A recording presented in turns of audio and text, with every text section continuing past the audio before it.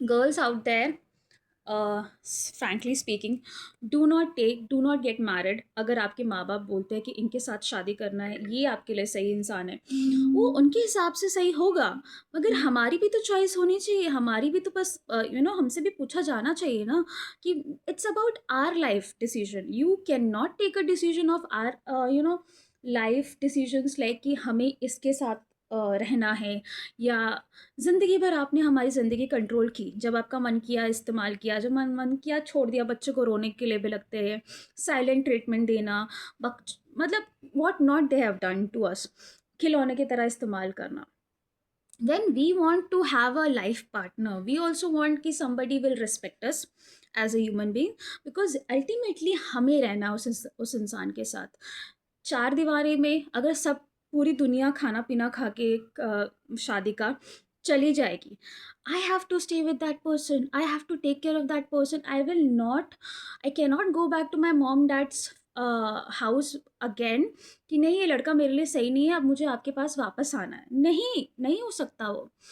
एक तो जी दीजिए, आप लोगों ने नर्क दिखाया मुझे, जब तक हम लोग जिंदा है आप लोगों ने अपनी मनमानी करी।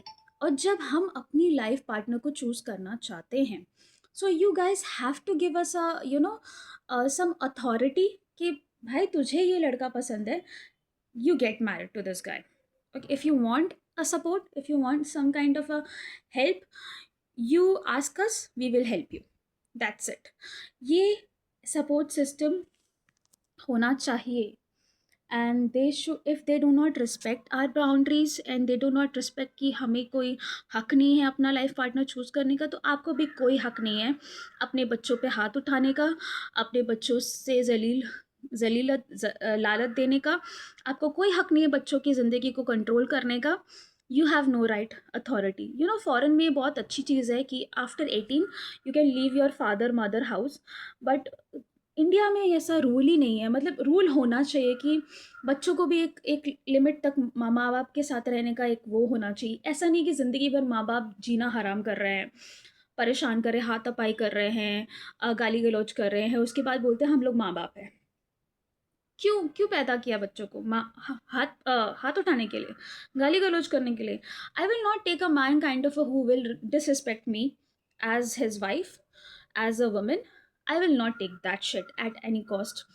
I am a very bold woman. I can earn money. I can immediately leave that house.